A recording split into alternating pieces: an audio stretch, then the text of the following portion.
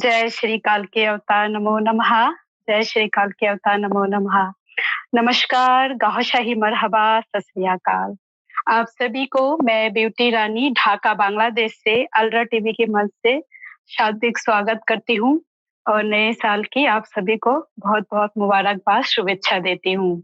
सबसे पहले इस अनुष्ठान को शुरू करने से पहले मैं हमारे भगवान श्री काल के अवतार के चरणों में शत-शत प्रणाम करती हूँ।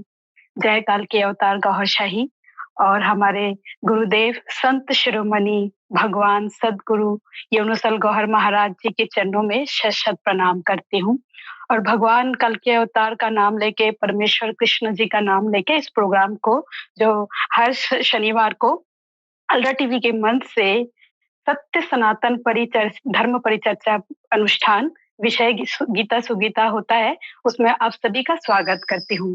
दोस्तों, ये अलरा टीवी एक ऐसा मंच है जहां हम अपने धर्म की बात बिना डरे हम सब तक पहुंचा सकते हैं।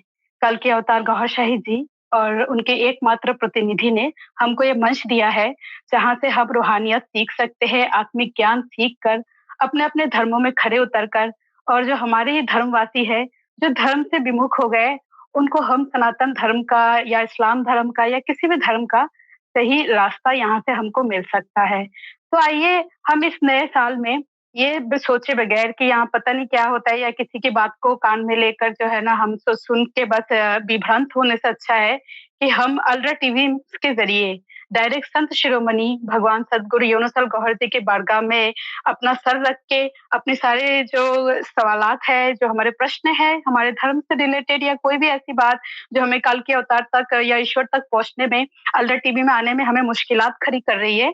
तो हम इस मुश्किल को दूर करते हुए हम डायरेक्ट अलरा टीवी में आके ही सवाल कर लेते हैं कि असल में क्या भगवान कल के अवतार जी जिनका नाम राग गौहरशाही जी कल के अवतार है या सिर्फ यहाँ सिर्फ ऐसी आध्यात्मिक ज्ञान की बातें होती है या ऐसे ही कुछ है जो हमारे दिल को खटक रहा है। तो हम यहाँ अपने सवालात भेज के हम अपने प्रश्नों को भेज के जो है ना अपने मन को साफ करते हैं और इस नए साल में हम कोशिश करते हैं कि ईश्वर को जो पाने का एकमात्र जो मंच हमको मिला है अलरा टीवी, हमको भगवान का जो रास्ता मिला है, यहाँ नॉक करते हैं और जानते हैं कि भगवान यहाँ से मिलेगा कि नहीं। क्या हम भगवान श्री कृष्ण तक पहुँच सकते हैं कल के अवतार के ज़रिए? क्या हमें गीता का असल ज्ञान मिल सकता है? तो दोस्तों मैं यही कहूँगी कि ज़रूर मिल सकता है क्योंकि आज जो हमारे पैनलिस्ट हैं, आपको पता है कि हर शनिवार को वो अपना कीमती समय निकाल के जो उनको आत्मिक ज्ञान भगवान श्री कल के अवतार राग गौहरशाही जी से, संत शिरोमणि यमुनासल गौहर जी से मिला है, वो हमारे साथ शेयर करते हैं। तो आइए आज समय को नष्ट ना करते हुए हमारे जो गेस्ट हैं, हम उनका स्वागत करते हैं और दिल से और मन बुद्धि समेत उनकी बातें हम सुनते हैं कि भागवत गीता में जो हम पढ़ते आए हैं, जो हमको समझ नहीं है आत्मिक ज्ञान, वो आज हम इन गुरुओं से, संतों से सुनते हैं। तो चलिए हम अपने जो गेस्ट है, उनका स्वागत करते हैं। नमस्कार, गौहरशाही मरहबा। गौहरशाही मरहबा। गौहरशाही मरहबा। संत राजेंद्र निगम। आप आप सबका इस प्रोग्राम में बहुत स्वागत है और बहुत धन्यवाद अपना कीमती समय निकाल के हम सबको समय दिया। तो चलिए समय को नष्ट न करते हुए सबसे पहला सवाल मैं स्वामी विश्वानंद महाराज जी से करती हूँ। सांख्य योग और निष्कर्म योग दोनों का परिणाम एक ही है, तो निष्कर्म कर्म योग विशेष क्यों है? अध्याय के श्लोक नंबर 1 से 6 के आलोक में समझाने की कृपा करें। स्वामी विश्वानंद जी महाराज जी। जी, सब संतों को और बहन जी को प्रणाम करते हुए इस अलरा टीवी के माध्यम से जितने भी सुनने वाले लोग हैं, वो सबको दिल से नमस्कार करते हुए सबको जय गौरसाई, जय श्री कृष्ण और नए साल की बहुत सारी शुभकामना देते हुए अब जवाब की ओर जाते हैं। भगवान श्री कृष्ण अपने प्यारे शिष्य अर्जुन को निमित्त बना के समग्र मानव जात को समझा रहे हैं कि जैसे अगले अध्याय 4 कर्म ब्रह्मार्पण योग के श्लोक 33 में समझाया कि द्रव्यमय यज्ञ से ज्ञानमय यज्ञ उत्तम है, क्योंकि सारे के सारे कर्मों ज्ञान में समाहित हो जाते हैं। वे सांख्य योग और निष्काम कर्म योग का ज्ञान सच्चे ज्ञानी महान अद्भुत सद्गुरु मिलने से ही प्राप्त होता है। अब कल की भगवान बनके श्री कृष्ण ही अपने प्यारे हिरारियाज गौर साई के वेश में आ गए हैं, अवतरित हो गए हैं। उन्होंने ही अपने प्यारे महान सद्गुरु यूनुस अलगोर जी को संपूर्ण ज्ञान समझाकर सारी मानव जात को परमात्मा तक पहुंचाने की जवाबदारी सौंपी है। उनके चरणों में रहकर समझ में आया कि सांख्य योग यानी कि मनुष्य के शरीर में हृदय कमल में विराजमान परमात्मा का अविनाशी सनातन अंश और सब प्राणियों को ये अपना अंश आत्मा के रूप में देने वाला परम पिता परमात्मा का जो ज्ञान है, यही तो सांख्य योग का ज्ञान कहा गया है। परमेश्वर का नाम आज अनेक साधक भक्तों के दिलों में बसाकर सिमरन करने की सच्ची पद्धति सिखाकर जिसको भी परमात्मा को प्राप्त करने की तड़पन है, वैसे साधक भक्तों को उनके दिलों में परमात्मा का प्रकाश ज्योत जगा के आत्मा और परमात्मा का अनुभव जन्य आत्मज्ञान करा रहे हैं, उनको ही सांख्य योग कहा गया है। उससे ही परमात्मा की प्राप्ति अनेकों को हो चुकी है। और यहाँ निष्काम कर्म योग का अर्थ समझाना है कि अपनी दिलों की धड़कनों के साथ परमात्मा का नाम टकरा के बड़े प्यार से परमात्मा का सिमरन करना, ये करते समय दूसरे कोई भी फलों की इच्छा नहीं रखते हुए केवल परमात्मा की प्राप्ति के लिए ये सिमरन रूपी निष्काम कर्म योग के यहाँ अपने सद्गुरु समग्र मानव जात के ये दिल वाला निष्काम कर्म योग सिखा रहे हैं। ये दोनों से यानी कि सांख्य योग और निष्काम कर्म योग दोनों का परिणाम है परमात्मा की प्राप्ति। लेकिन केवल ज्ञान प्राप्ति से तो परमात्मा के विषय में सिर्फ समझ आती है। वे परमात्मा को पाने के लिए ये सिमरन रूपी निष्काम कर्म योग, ये दिल वाला यज्ञ करने से ही परमात्मा का दर्शन करने के लिए लायक हम बन जाते हैं और परमात्मा की प्राप्ति भी हो जाती है। और ये निष्काम कर्म योग करने से ही तो नाभि कमल में बैठा असुर मनुष्य को जब काम विकारी कर्मों कराता है, तब मनुष्य स्वयं ये कर्मों की खुशी लेने वाला करने वाला कर्ता बन के बैठ जाता है और ये समझ बैठता है कि मैं ही करता हूं। जब तक ये सिमरन रूपी निष्काम कर्म योग हम नहीं करेंगे, तब तक शरीर से जो कुछ कर्म हो रहे हैं, वे सब कर्मों के हम कर्ता भाव से करते रहते हैं। लेकिन जैसे परमात्मा का प्रकाश आत्मा में हो जाता है, तब हम आत्मा को अकर्ता के रूप में देख पाते हैं और शरीर में 3 गुण ही गुणों में कार्यरत है, कार्यशील होते हैं। वैसा हम असुर का नकारात्मक खेल अंदर शरीर में दर्शन कर पाते हैं और उससे ही साधक केवल ये निष्काम कर्म में लीन हो जाते हैं। उसी में पूर्ण आनंद सुख शांति का वो पा लेते हैं। इसीलिए निष्काम कर्म योग को विशेष महत्व यहाँ समझाया है। अभी हम शॉर्ट में 6 श्लोकों का उच्चारण करके यही बात रिपीट करेंगे। श्लोक नंबर 1 में श्री भगवान कहते हैं, संन्यासम कर्मणाम कृष्ण पुनर्योग च संससि यश्रेय एतयोरेकम तन्मे ब्रूहि सुनिश्चितम। तो यहाँ भगवान श्री कृष्ण कह रहे हैं कि यहाँ अर्जुन अपने प्यारे सद्गुरु भगवान श्री कृष्ण को सवाल कर रहे हैं कि आप कर्मों के संन्यास कर लेना और फिर कर्म योग को विशेष महत्व का है, वैसी कर्म योग की प्रशंसा भी कर रहे हैं। तो हे भगवान, ये दोनों में से एक जो मेरे लिए कल्याण करने वाला है वो निश्चित करके कहिए। तो यहाँ श्लोक नंबर 2 में भगवान आगे जवाब दे रहे, संन्यास कर्मयोगश्च निह श्रेयसकरावुभौ तयोस्तु कर्म संन्यासा यत्कर्मयोगो विशिष्यते। यहाँ दूसरे श्लोक में भगवान जवाब देते हुए कह रहे कि कर्म संन्यास और कर्म योग से दोनों ही सचमुच कल्याण करने वाले हैं, लेकिन इस दोनों में से कर्म संन्यास से कर्मयोग विशेष महत्व का है। अगले तीसरे श्लोक में ज्ञेयः स नित्य सन्यासी यो न द्वेष्टि न कंगति निर्द्वंद्वो हि महाबाहो सुखम बंधात प्रमुच्यते। हे महाबाहो, हे अर्जुन, जो इंसान कसा का द्वेष नफरत नहीं करता है और किसी की भी इच्छा भी नहीं रखता है, उसको सदा सन्यासी समझना है, क्योंकि वैसा इंसान राग द्वेषादि द्वंद्वों से मुक्त होने से, ये संसार बंधनों से मुक्त अपने आप हो जाता है।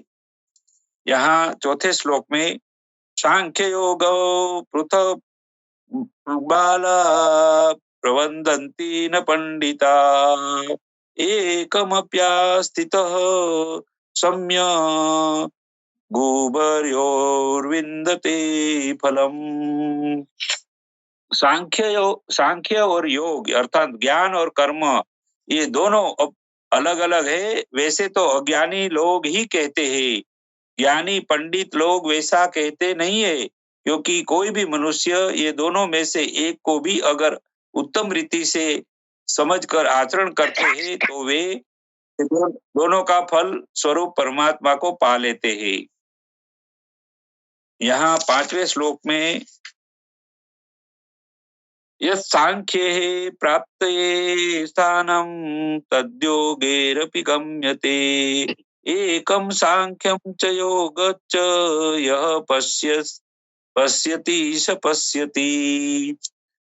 ज्ञानी लोग तो परम पद परमात्मा को प्राप्त कर लेते हैं, वही परम पद परमात्मा को कर्मयोगी लोग भी प्राप्त कर लेते हैं। इसीलिए जो मनुष्य ज्ञान योग और कर्मयोग दोनों को समान रूप से देखते हैं, वे ही सच्ची तरह से सच्चा देख रहे हैं। संन्यासस्तु महाबाहो दुःखमाप्तुम योगतः योगयुक्तो मुनिर्ब्रह्म न चिरेणाधिगच्छति। लेकिन हे महाबाहो अर्जुन, कर्मयोग किए बिना यानी कि सिमरन रूपी कर्मयोग किए बिना ये नफ्स असुर प्रेरित कर्मों से तेरा कर्मों का करने वाला तू जो है, वैसा तेरा भाव में से तू मुक्त हो, वैसी सिद्धि तुझे मिलनी मुश्किल है। लेकिन ये कर्मयोग रूपी सिमरन में लगे रहने वाला मुनि साधक जल्दी से परम ब्रह्म परमात्मा को प्राप्त कर लेते हैं, वैसे तू भी प्राप्त कर लेंगे। इसीलिए ये कर्मयोग को विशेष महत्व का यहाँ बताया गया है। जी दीदी जी। जी बहुत धन्यवाद, बहुत सुंदर, बहुत ध्यान से सुन रही थी, बहुत अच्छा लगा, मन को शांति लगी, बहुत धन्यवाद। अब जो दूसरा सवाल है वो है सचिदानंद महाराज जी से। जी आपका सवाल है ये, योग युक्त पुरुष एक क्या लक्षण है? योग युक्त पुरुष के क्या लक्षण है? अध्याय 5 के श्लोक नंबर 7 से 10 की रोशनी में समझाने की कृपा करें। सचिदानंद महाराज जी। सचिदानंद जी। ढेर सारी शुभकामनाएं आप सबको। योग का अर्थ होता है सर्वोच्च बिंदु, और उससे जो युक्त है उसको योग युक्त कहते हैं। मतलब उस सर्वोच्चता में ही रहना या उसके स्थिति में रहना। अभी तक हम लोग ये देखे कि अंधकार से उस प्रकाश की तरफ जाने में, उस पराकाष्ठा तक जाने में जो आयाम थे उसको हम लोगों ने देखा, योग की प्रक्रिया को समझा, ये भी जाना कि असत का कोई वजूद नहीं होता, सत्य ही सत्य है, केवल वो पुरुष ही सर्वव्यापी है, उसी की ये जो प्रकृति है, माया है, जिसको हम योग माया कहते हैं, तो उसकी स्थिति तक जो पहुंच गया है, जो चारों चरणों को पार करता हुआ उसमें स्थित हो गया है, वही योग युक्त है। और ये हमने देखा कि वहां तक पहुंचने के लिए काम, क्रोध, मोह, लोभ, मोह, मत्सर, अहंकार, मन का संयम, ये सारी चीजें आवश्यक हैं। तो इनको, इन बाधाओं को पार करते हुए, इस असत को समझते हुए, सत्य का ज्ञान करते हुए उस परमात्मा की स्थिति में जब हम पहुंच जाते हैं, उसी को योग युक्त कहते हैं। और मैं देख रहा हूं कि इस पूरे पंचम अध्याय में ही केवल और केवल उसी स्थिति का वर्णन किया गया है, जो स्थिति वो परमात्मा तत्व के साथ उसकी स्थिति में होती है। ऐसे महापुरुषों के लक्षण बताए गए हैं तमाम सारे श्लोकों में। इसी को आगे देखते हैं हम लोग। योग युक्तो विशुद्धात्मा विजितात्मा जितेंद्रिय। जो जितेंद्रिय है, जिसने अपनी इंद्रियों को जीत लिया है, विजितात्मा जो विशेष रूप से अपने शरीर को नियंत्रित कर चुका है, उस पर विजय प्राप्त कर लिया है, जो विशुद्ध रूप से विशुद्धात्मा है, जिसकी आत्मा निर्मल हो गई है, विशेष रूप से उसकी आत्मा निर्मल है, वही योग युक्त पुरुष संपूर्ण भूत प्राणियों के आत्मा के मूल उद्गम परमात्मा में एक ही भाव योग से युक्त है। सर्वभूतात्म भूतात्मा कुर्वन् नपि न लिप्यते। न तो वो कुछ करता है और न ही उसमें लिप्त रहता है। वो इसलिए नहीं करता कि जो परम लक्ष्य था उसका, जिसको पाना था, जब उसको पा ही लिया तो फिर शेष रहा क्या जिसमें उसकी आसक्ति हो, अभिलाषा हो उसको प्राप्त करने की। पीछे वाली वस्तुएं बहुत छोटी हो जाती हैं, तो आसक्ति को किसमें करे। यह योग युक्त की पराकाष्ठा का चित्रण है, जो परमात्मा की स्थिति को प्राप्त कर लिया है, सदैव उस परमात्मा में निरंतर रमता रहता है। वो इसी की रहने के लिए, इसी के स्थिति को आगे के श्लोकों में वर्णन कर रहे हैं। नैव किंचित करोमि युक्तो मन्येत तत्त्ववित्। पश्यन् शृण्वन् स्पृशन् जिघ्रन् अस्रन् गच्छन् स्वपन् श्वसन् प्रलपन् सृजन् गृह्णन् उन्मिषन् मिषन्नपि इंद्रियाणीन्द्रियार्थेषु वर्तन्त इति धारयन्। कहने का मतलब कि ऐसा पुरुष देखते हुए, सुनते हुए, श्रवण सुनते हुए, स्पर्शन स्पर्श करते हुए, जिघ्रन सूंघते हुए, अस्त्रन खाते हुए, गक्षन जाते हुए, स्वप्न सोते हुए,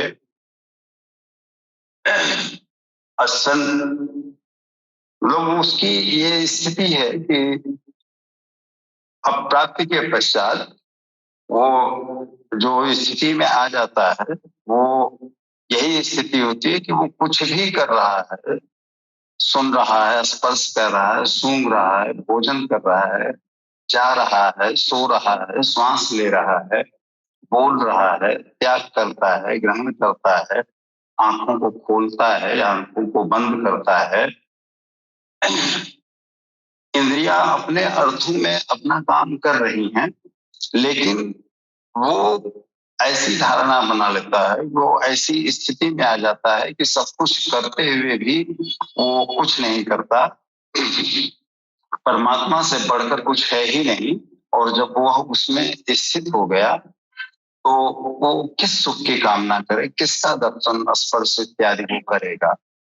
आगे के श्लोक में कहते हैं, ब्राह्मण्याधाय कर्माणि संगम त्यक्त्वा करोति यः लिप्यते न स पापेन पद्मपत्र मीमांसा।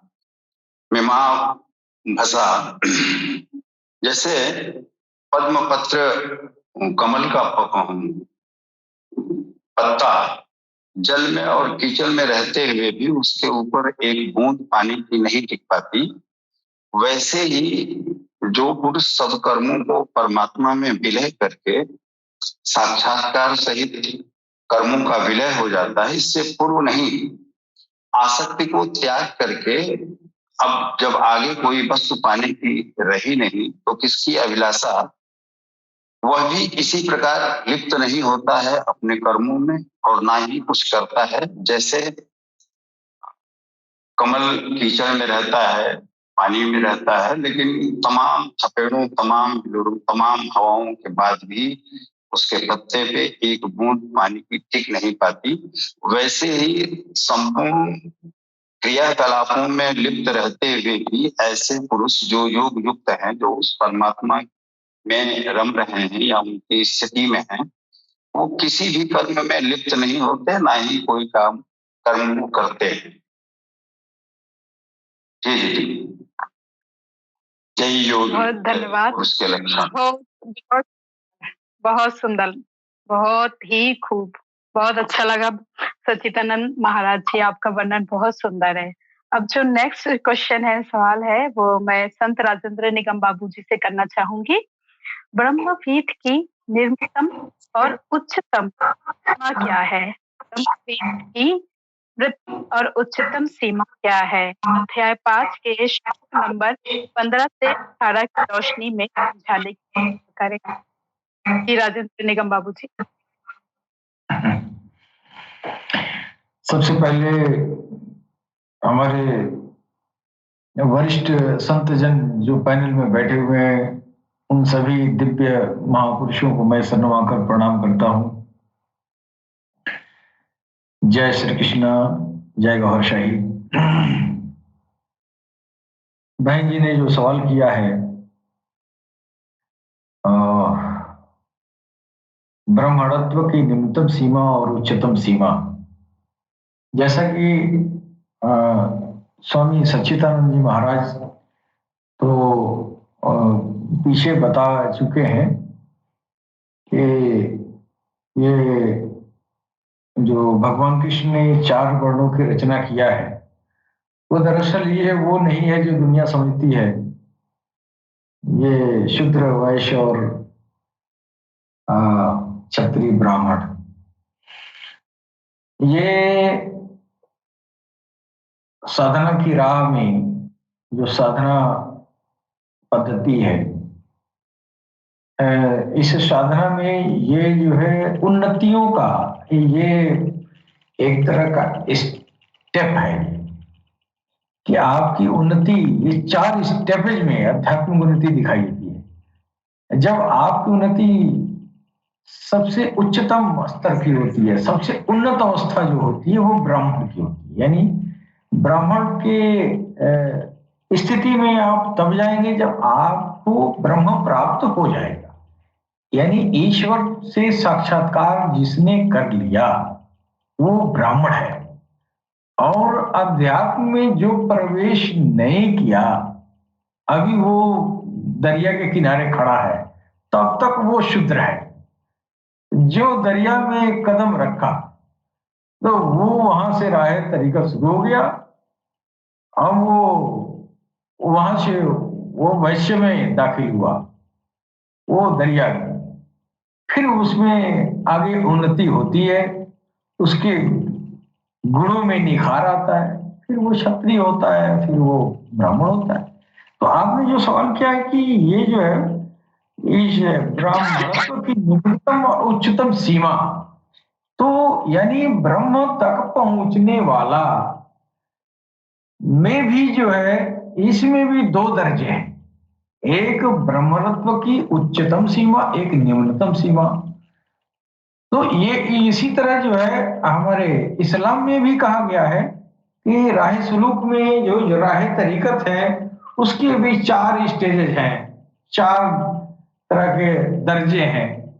उसी तरह ये सब अध्यात्म भी, ये जो ज्ञान है गीता का, इसमें भी वो जो है वो एक तरह का बाब है, स्टेजेस है ना।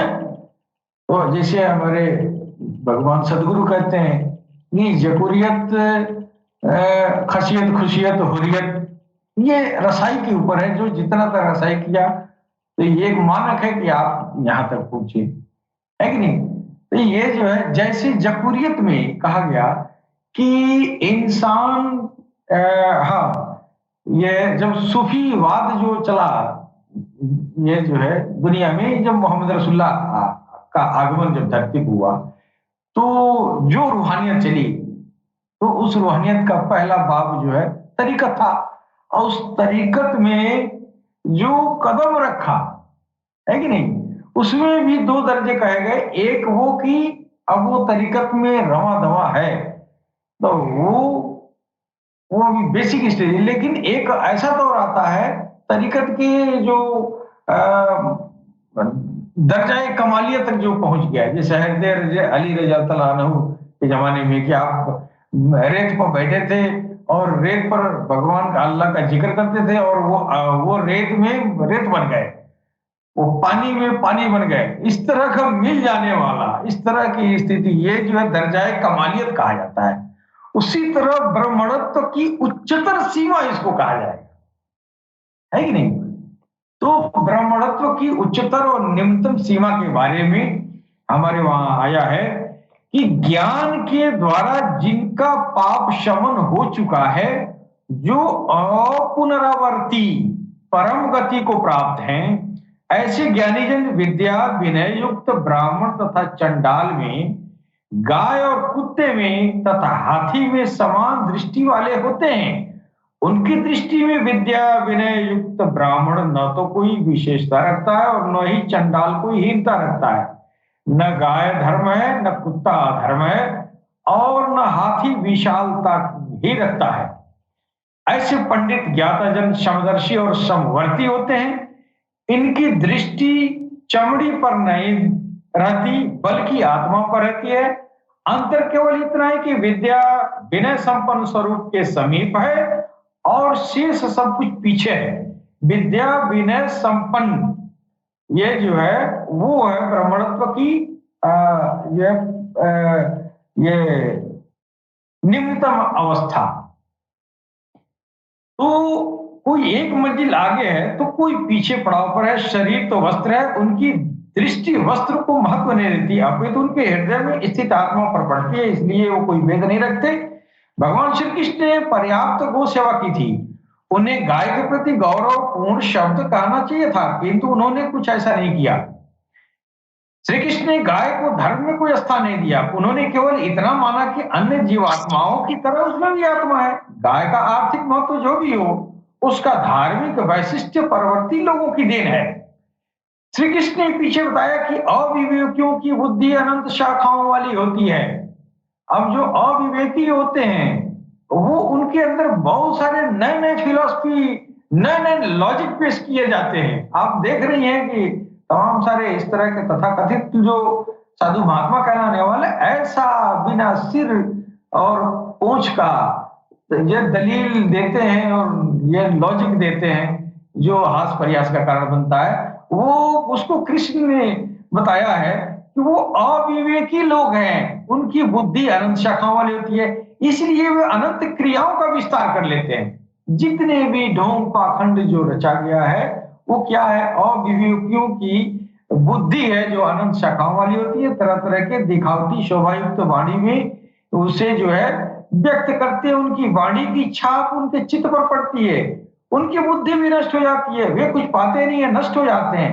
जबकि निष्काम कर्म योग में अर्जुन निर्धारित क्रिया एक ही है, क्रिया की प्रक्रिया यानी आराधना, गाय, कुत्ता, हाथी, पीपल, नदी का धार्मिक महत्व, इन अनंत शाखाओं वाले जो लोग हैं अविवेकियों की, उनकी देन है। यदि इनका कोई धार्मिक महत्व होता तो भगवान श्री कृष्ण अवश्य कहते।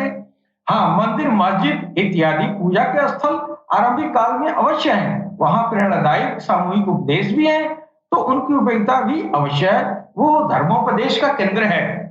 अब ये देखा गया है कि ये कुछ ऐसे मंदिर भी हैं जिस मंदिर की दीवार पर कुछ निहायत ही असली चित्र बनाए गए और वो बड़ी भव्य मंदिर है।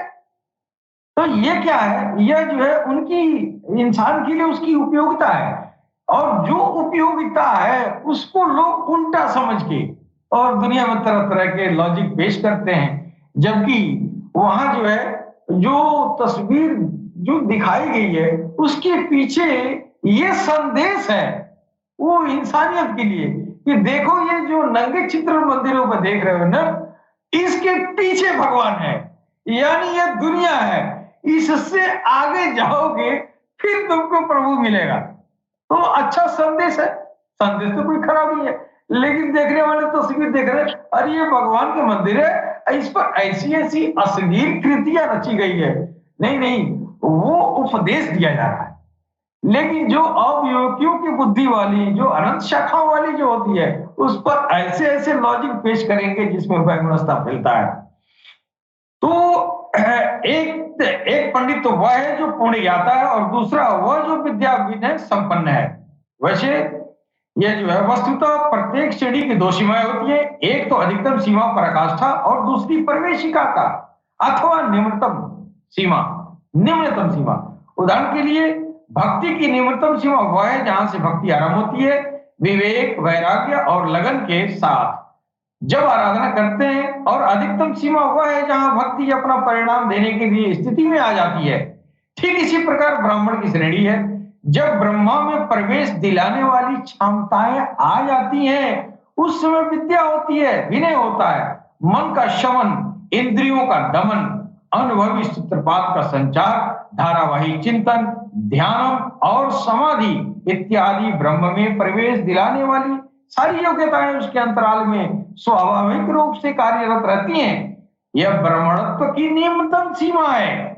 उच्चतम सीमा तब आती है जब वह क्रमशः उन्नत होते होते वह ब्रह्म का दिग्दर्शन करके और उसमें विलय हो जाता है। जिससे जानना था वो जान लिया, वह पुण्य ज्ञाता है।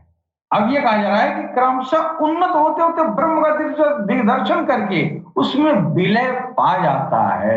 जिस मनुष्य की आत्मा वो चमक दमक के भगवान के रोशनी से ईश्वर में विलीन हो गई, फिर वो जो है पुण्य ज्ञाता है, और उसको जो है ब्रह्मणत्व की उच्चतर सीमा कहते हैं। जी दीदी। बहुत धन्यवाद, बहुत सुंदर वर्णन किया है आपने संत राजेंद्र निगम बाबू जी, बहुत शुक्रिया आपका। आप तीनों पैनलिस्ट से मेरा एक रिक्वेस्ट है, क्योंकि हमारे पास समय की बहुत कमी होती है, क्योंकि और भी हमारा अनुष्ठान अलरा टीवी पे होता है, तो आप तीनों ही अपने सवालों के जो जवाब है, जो हमारा पाठ है आज का, वो थोड़ा सा शॉर्ट कर दीजिएगा, क्योंकि अब समय बहुत कम है। तो ये जो अगला सवाल है स्वामी विश्वानंद जी महाराज जी के लिए है। मन का समर्थव में स्थित होना क्या है? मन का समर्थ में स्थित होना क्या है? ब्रह्मवीत के लक्षण और उसका रहन सहन का वर्णन अध्याय 5 के श्लोक नंबर 19 से 21 के आलोक में करने की कृपा करें। स्वामी विश्वानंद महाराज जी। जी, जब साधक भगत अपने दिल में परमात्मा को सद्गुरु के जरिए से बसाकर अपने मन को परमात्मा के नाम सिमरन में लगाता है, तब वैसा साधक अपने मन को परमात्मा के प्रेम में स्थिर करके परमात्मा की शक्तियों को अपने आत्मा में भरने लगता है। तब उनकी आत्मा भी परमात्मा के दिव्य प्रकाशों से प्रकाशित करके अपनी आत्मा की ज्योति को प्रकाशित कर लेता है। तब वैसा साधक को परमात्मा की महानता का दर्शन हो जाता है। उसको ज्ञान हो जाता है कि इस ब्रह्मांड में सब पदार्थ, स्थावर जंगम सब कुछ परमात्मा से उत्पन्न होके उसमें ही समाहित है। जब वैसा दर्शन कर लेने वाला साधक को फिर बाहरी दिखता सोना, मिट्टी का टुकड़ा और ब्राह्मण में, गाय में, हाथी में, कुत्ते में और बुरे लोगों में भी समान रूप से रहला आत्मा को देखने से अपने मन को वैसा समत्व में स्थित कर पाता है कि इसको ही मन का समत्व में स्थित होना कहा गया है। जो साधक अपने मन को ऐसा समत्व भाव में स्थित कर लेता है, वे संसार पर विजय प्राप्त कर पाता है। ब्रह्म निर्दोष और सबके लिए समान है, इसलिए समदर्शी साधक भी अपने आत्मा को और असुर को पवित्र करके सदा निर्दोष ब्रह्म में प्रवेश करके स्थिर बुद्धि को प्राप्त करके मोह रहित होके फिर वह प्रिय पाके अति हर्षित नहीं होता है और अप्रिय पाके दुखी नहीं होता है। सबके साथ प्रेम पूर्वक प्रिय वाणी बोल के मन में सबके प्रति शुभ भाव धारण करके क्षमता पूर्वक व्यवहार रहन सहन करने लगता है। बाहर के विषयों विकारों से मुक्त हो जाने से, दिल में परमात्मा के साथ जुड़ जाने से अंतःकरण में कभी नष्ट न होने वाली अक्षय निरंतर सुख की अनुभूति करने लगता है। तो इसको हम श्लोक में देखें तो इहेव तेर्जित सर्गो येषां साम्ये स्थितं मनः निर्दोषं हि समब्रह्म तस्मात् ब्रह्मणि ते स्थिताः। यहाँ जो साधक भगत जैसा समत्व भाव में अपने मन को स्थित कर लेता है, वे संसार पर ही विजय प्राप्त कर लेता है, क्योंकि ब्रह्म निर्दोष और समान होने से आत्मदर्शी साधक मनुष्यों भी ब्रह्म में जुड़ के ब्रह्म में ही रहते हैं।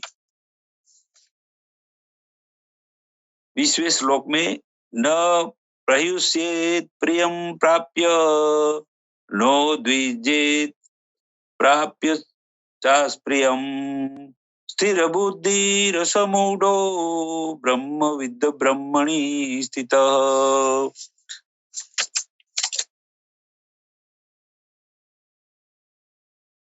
जो साधक भगत अपने मन को परमात्मा में स्थिर कर लेता है, वे स्थिर बुद्धि वाला होके मोह रहित भी हो जाता है और वे फिर परब्रह्म परमात्मा को पाकर उसमें मग्न रहने वाला ब्रह्म ज्ञानी प्रिय पाके बहुत हर्षित नहीं होता है और अप्रिय पाके बहुत दुखी नहीं होता है। बाह्य स्पर्शे स्वसक्तात्मा विन्दत्यात्मनि युत्सुखं स ब्रह्मयोगयुक्तात्मा सुखम क्षयमश्नुते।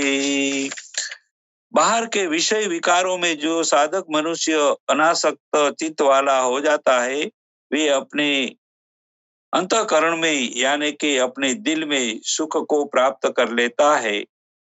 वैसा ही अक्षय सुख को जो ब्रह्म योग में जुड़ा हुआ चित्त वाला भाग्यशाली साधक भगत होता है, वे अपने दिल में निरंतर ये अक्षय सुख की प्राप्ति कर लेता है।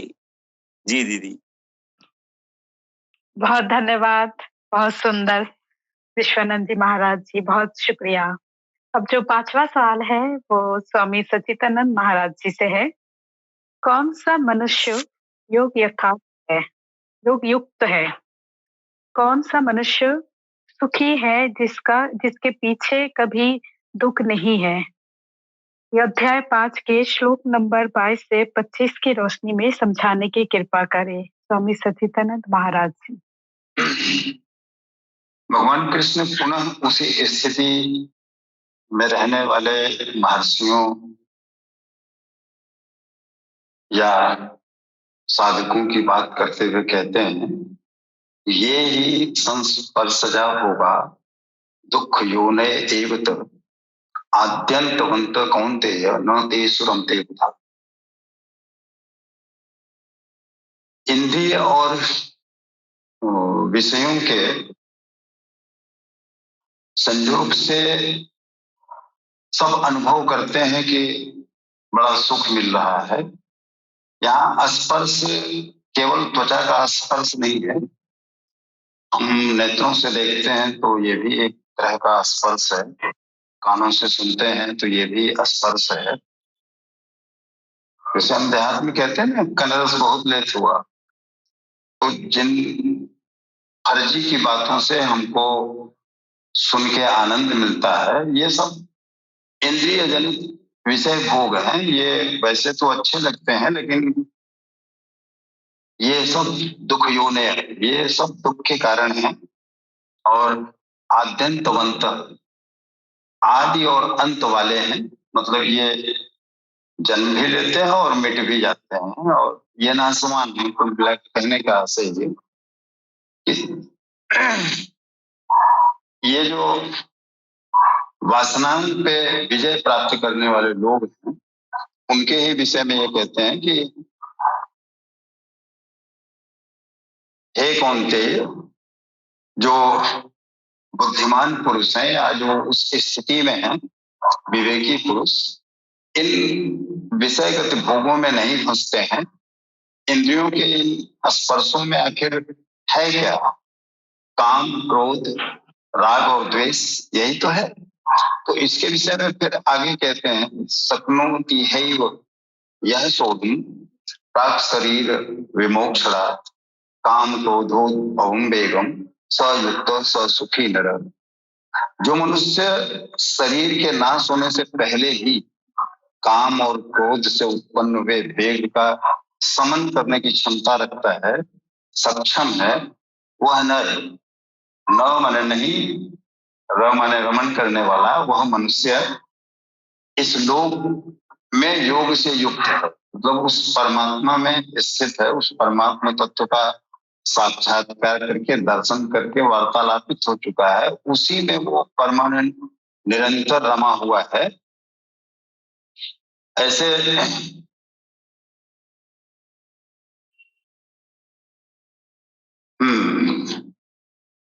काम क्रोधोद्भवम बेगम सयुक्त स सुखी नरा। ऐसे योगी पुरुष, ऐसे युक्त पुरुष ही सुखी हैं। इसी को कबीरदास ने भी कहा, अवधू जीवत में कर आशा, जो मोक्ष की बात है।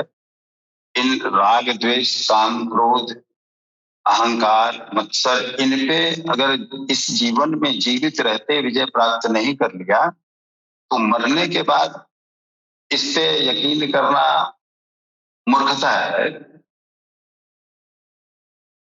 मुए मुक्त गुरु कहे स्वार्थी झूठा दे विश्वासा। मरने के बाद अगर गुरु कहता है कि मुक्ति मिल जाएगी, तो ये फर्जी बातें हैं, ये झूठी दिलासा है।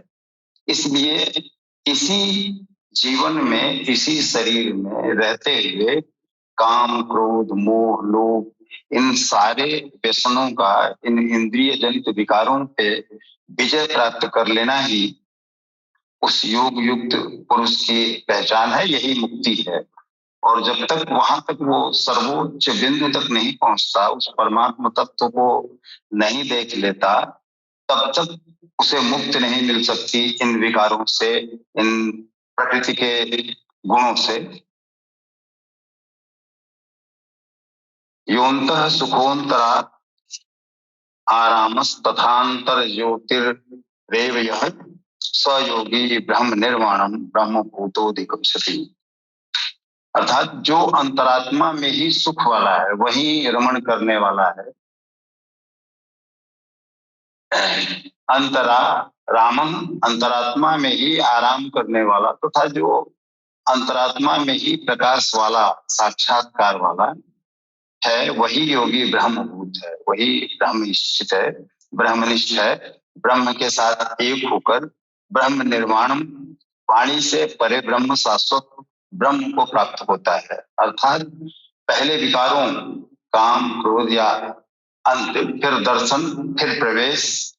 आगे देखें क्या कहते हैं, लभंते ब्रह्म निर्वाण विषय क्षीण कल्मषा।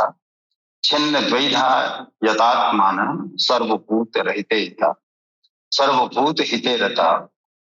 परमात्मा का साक्षात करके जिनका पाप नष्ट हो गया, क्षीण कल्मषा पाप नष्ट हो गया, जिनकी दुविधाएं नष्ट हो गई, छिन्न द्वैधा दुविधाएं जिनकी नष्ट हो गई हैं, छिन्न हो गई हैं, संपूर्ण प्राणियों के हित में जो लगे हुए हैं। अब यहाँ ये स्थिति देखने वाली है कि जो उस तत्व को प्राप्त कर लिया है वही लोगों का कल्याण कर सकता है, वही मार्गदर्शन कर सकता है। बाकी जो वहां पहुंचा ही नहीं, जो खुद गड्ढे में गिरा है, वो क्या मार्गदर्शन करेगा या क्या वो उस बिंदु तक पहुंचाएगा।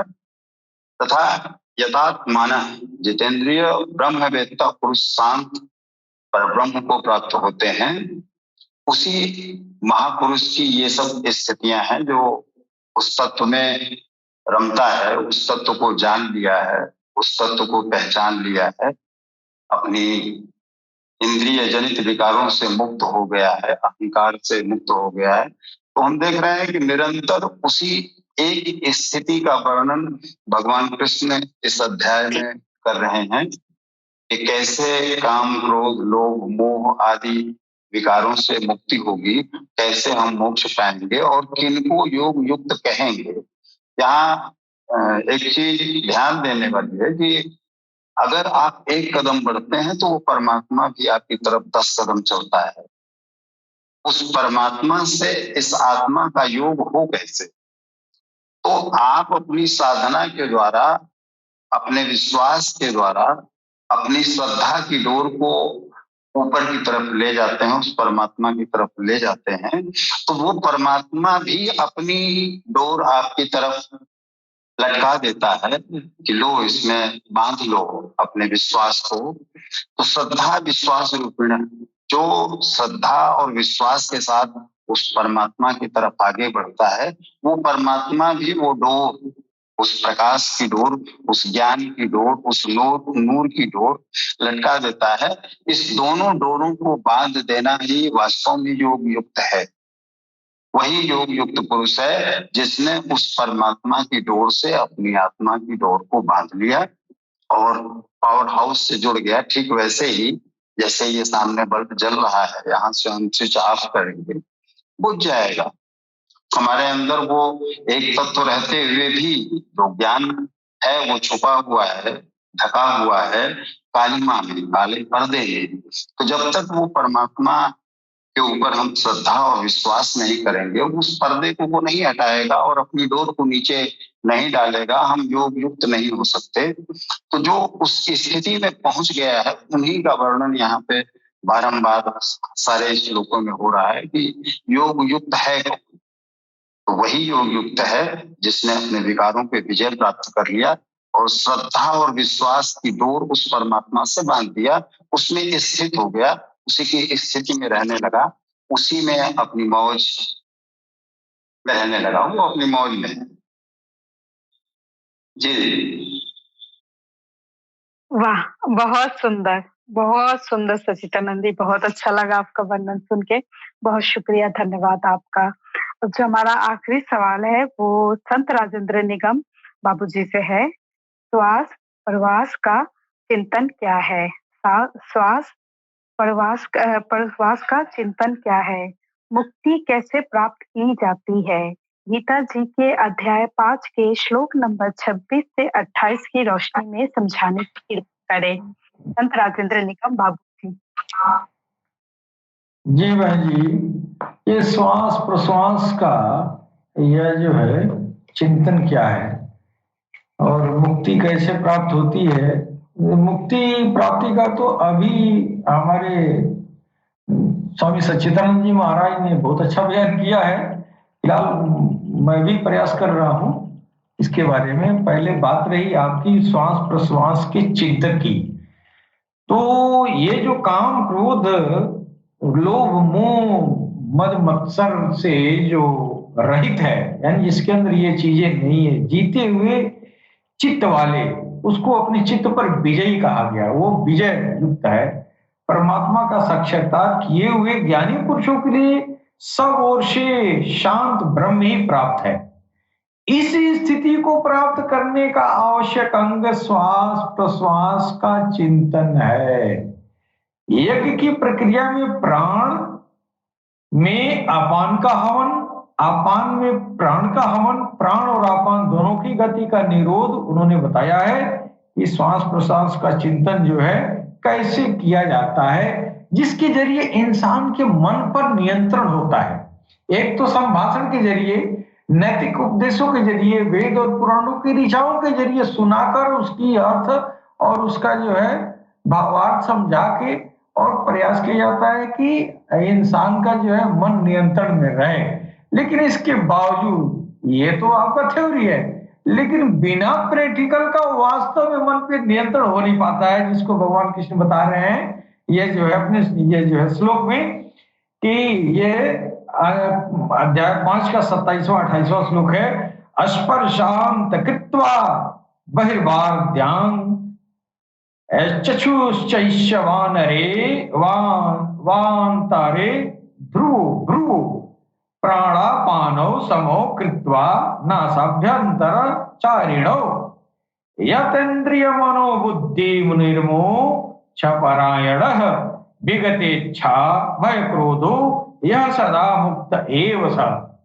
अब वही भी ये बताया जा रहा है कि हे अर्जुन, बाहर के विषयों दृश्यों का चिंतन न करते हुए उन्हें त्याग कर नेत्रों की दृष्टि को भृगुटी के बीच में स्थिर करके ध्रुवो अंतरे का ऐसा अर्थ नहीं कि आंखों के बीच में भावों के बीच कहीं देखने की भावना की दृष्टि से लगाएं।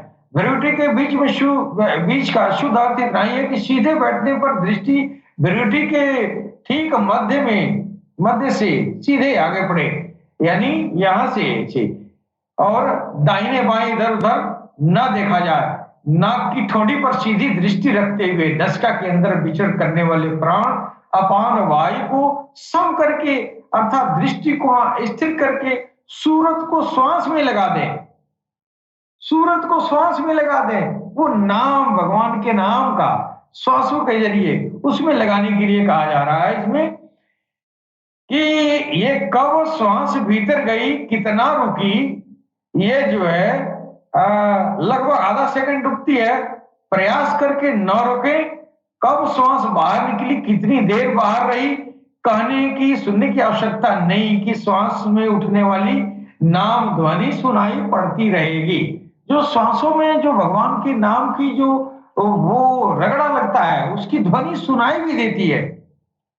इस प्रकार श्वास प्रश्वास पर जब सूरत टिक जाएगी तो धीरे धीरे श्वास अचल स्थिर ठहर जाएगी, सम हो जाएगी, न भीतर से संकल्प उठेंगे और न बाहर का संकल्प अंदर टकराव ये कर पाएंगे। बाहर के भोगों का चिंतन तो बाहर ही त्याग दिया था और भीतर भी संकल्प नहीं जागृत होंगे, लिहाजा मन पर नियंत्रण होगा। सूरत एकदम खड़ी हो जाती है और ये जो है तेल धारावत, जैसे तेल की धारा पानी की तरह टप टप नहीं गिरती, जब तक वह गिरेगी धारा ही गिरेगी। इसी प्रकार प्राण और आपान की गति एकदम सम स्थिर करके इंद्रियों, मन और बुद्धि को जिसने जीत लिया, इच्छा, भय और क्रोध से रहित, मननशील और मननशीलता की चरम सीमा पर पहुंचा हुआ मोक्ष परायण जो मुनि साधु महात्मा साधक होता है वही जो है सदा मुक्त है। अर्थात ये स्वामी सच्चिदानंद जी बता रहे हैं कि ये जो है ये काम क्रोध लोभ मोह मद मत्सर अत्याचार में विचार के को विचारों से आपकी मुक्ति मिल गई, यही मानव की मुक्ति है।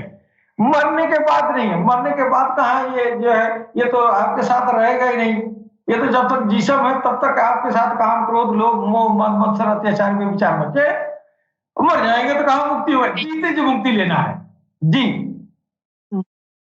बहुत धन्यवाद संत राजेंद्र निगम बाबू जी, बहुत सुंदर तरीके से आपने जो है ना इस सवाल का हमको वर्णन दिया है भगवत गीता से। तो आज के लिए तो बस इतना ही हमको समय यानी कि पर्याप्त है, लेकिन नेक्स्ट सैटरडे को हम आपसे और सुंदर आप तीनों से जो है ना भगवत गीता का वर्णन सुनेंगे। तो आज के लिए हम अपना ये जो सत्य सनातन परिचर्चा अनुष्ठान है उसको समाप्त करते हैं। अगले शनिवार को फिर मिलते हैं। गौर शाही मरहबा, नमस्कार, सत श्री अकाल। जय गौर शाही, जय जय श्री कृष्ण, गौर शाही।